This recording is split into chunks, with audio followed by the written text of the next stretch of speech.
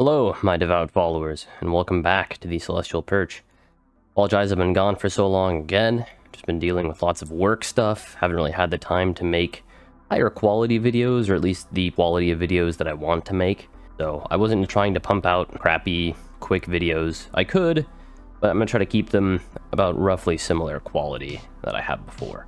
But without wasting too much more time, we can go and dive into this video, which will be finally going over the last covenant, Whispers in the Void, and then after that I'll be doing a much shorter video in which I just rank them each on the A to F scale, and then of course they'll be ranked against each other, and I'll kind of give you my personal favorite, and then of course my personal least favorite, with the others in between. But let's jump in. Now, when looking at the Whispers in the Void, just overall, we can see that it's geared a lot more towards research, influence, and kind of like subterfuge or intrigue. It has a lot of benefits towards more of like your traditional materialist empire, and kind of takes away from what you would normally focus on within your spiritualist empires. That can be beneficial, and we're going to dive into why. Now, looking at the starting bonuses here, this will be your 5% research speed, your 7.5% monthly influence, your increase to code breaking, research per telepath, additional cloaking strength, at the cost of 3 stability and 7% monthly unity. Now, this is different quite a bit so from what you would normally go within your spiritualist empires or your psionic empires. Instead of focusing on increasing your unity, you're actually losing unity, and you're gaining research and influence, as well as some other bonuses. The research speed is roughly comparable to something like materialist, where you get 5% from the starting bonuses and 10% from your 50 favor bonus.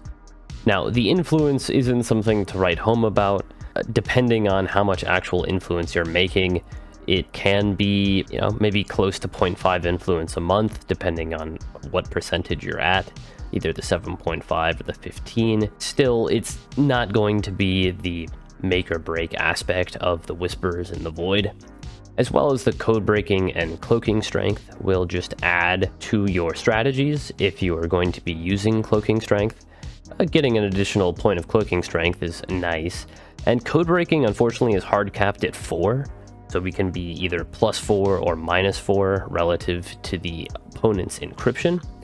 So that's something that can at least benefit us, but being psionic, we will generally already have that +2 bonus from the tradition tree.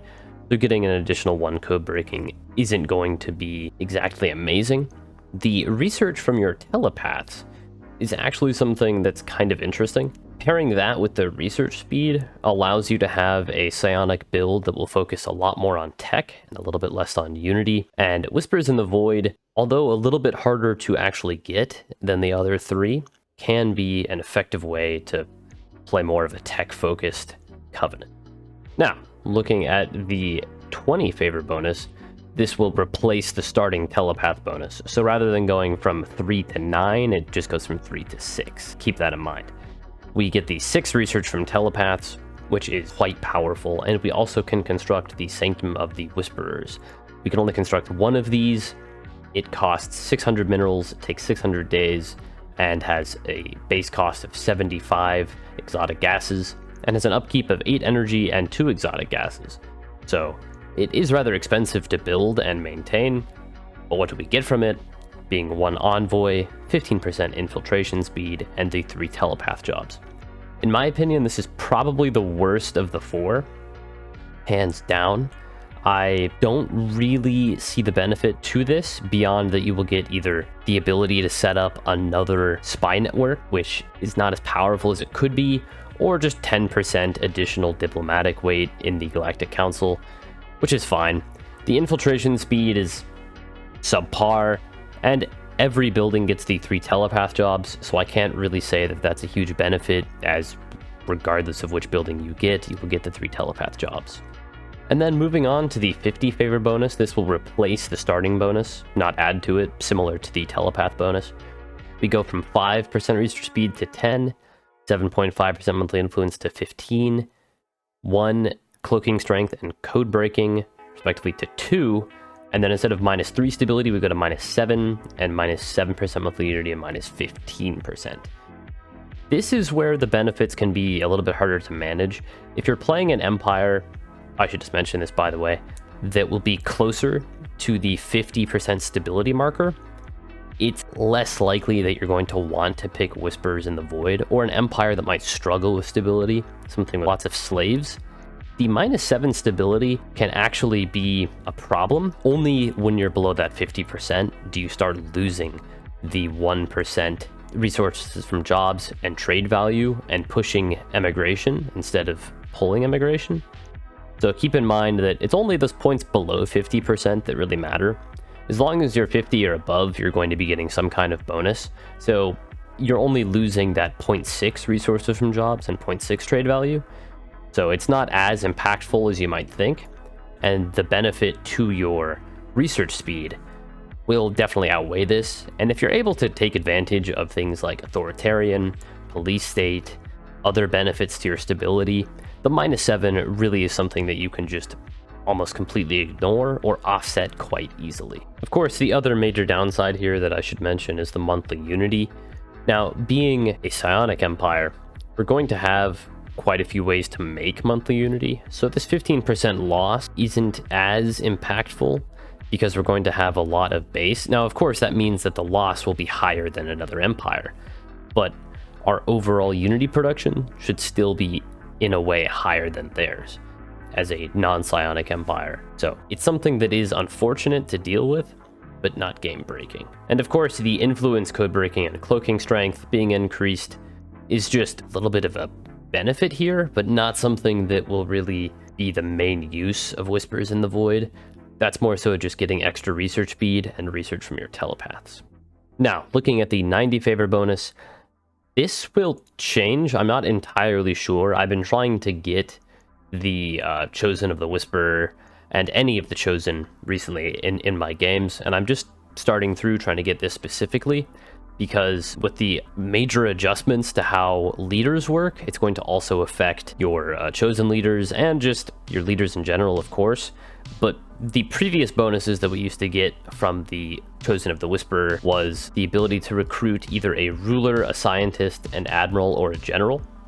The Chosen lacked a governor, which is rather unfortunate. But as you can see here, these are all the previous bonuses. As soon as I have either an update to the current bonuses, if there is an update, I'll put that out there and just kind of make an addendum to this video, probably add it into the description. But for now, looking at what we have access to here, and keeping in mind that with the new update, there's a leader cap. So when we choose a leader to be Chosen of the Whisperer, we really want to choose an important leader.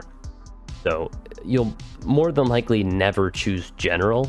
That's one that is just kind of written off as completely worthless. So leaving the ruler, admiral, and scientist, one of the more powerful ones here being that we get 25% research speed from our scientist, is a lot better than the other two. The admiral does have the benefit of 40% evasion, so you can attempt to build fleets of destroyers that max evasion with that plus 40%. The ruler is rather lackluster. Influence is never something that I personally struggle with. I know some people, maybe if you're playing an egalitarian empire, you don't have access to increase in your base influence. But if you're playing relatively small in the early game and you're managing your influence well, it can be a benefit, but the encryption and the operation cost are almost entirely worthless. So in my mind, that leaves either the admiral or the scientist, and at that point it's up to you to choose which one, depending on your situation, will be more beneficial. Now, looking at our 150 favor bonus, our last bonus, we get the Mark of the Whisperers, an alloy cost of 20 and a 0 cost of 2 with a power usage of 10. We gain 15% evasion. Now, regrettably, I'm not a huge fan of the Mark of the Whisperers. I think this is probably one of the worst of the four, as for just 5% extra evasion, we are losing out on 20% sublight speed from advanced afterburners.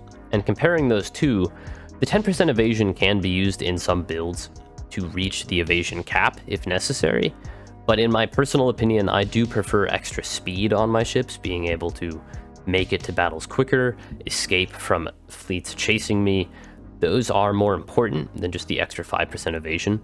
So I think for an 150 favor bonus, It would be nice to see some sublight speed thrown on here, or maybe something else like additional cloaking strength, but the 15% evasion isn't atrocious. It's just not something that I'm looking forward to, and you can basically ignore it once you hit the 150 favor and just try to use the other benefits to the best of your ability.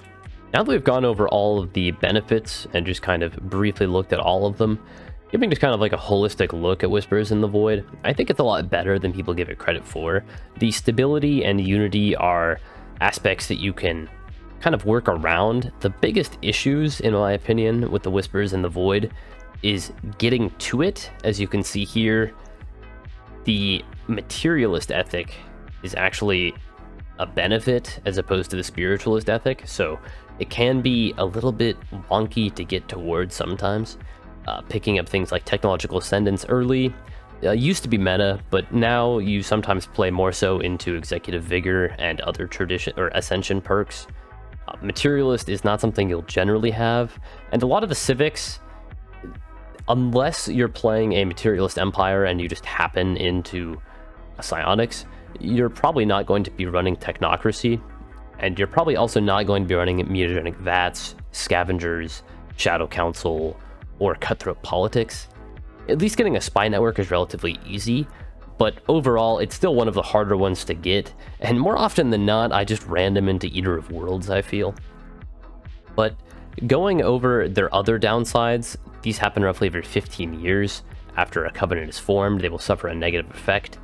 With the update to the leaders, I think the Whispers in the Void, whereas before the update to leaders, I felt they were a little bit more powerful, but with the update, having a 25% chance for a leader with the psychic trait to die can be absolutely crippling. If you lose a leader that is integral to your council, a leader that you intend to keep forever, a leader with very curated benefits, as that's kind of more of the direction Stellaris has gone in, having a 1 in 4 chance to just have one of your important leaders to die can be very, very unfortunate. So I think that kind of actually knocks it down in my general opinion. The other benefits here aren't, or the other downsides here aren't too bad. The substance abuser trait, and losing governing ethics attraction and ethics shifts, or stability and monthly unity, it can be a bit of a pain, as well as losing pops can be a bit of a pain. It definitely has one of the more painful downsides every 15 years, roughly every 15 years. So keep in mind that if you do manage to random into this, and you're maybe really trying to curate specific leaders, it might not be something that you want to pick up. But overall, I feel relatively okay with Whispers in the Void. The tech and research benefits here are very powerful, and as long as you're willing to work around some of the weaker spots of it, being the stability and the unity, which I think aren't impossible to work around, it has its benefits. And now that we've completed all of these videos, in terms of the covenants, at least the 3 before the major update and then this one after, I'm going to kind of make a smaller video to go over all 4 of them, give them each a rating on the A to F scale, and then kind of rate them against each other 1, 2, 3, and 4, based upon which one I'm most likely to pick, or happiest to see, and which one I'm least likely to pick, or the angriest to see. But thank you for listening, and I hope you have a blessed day.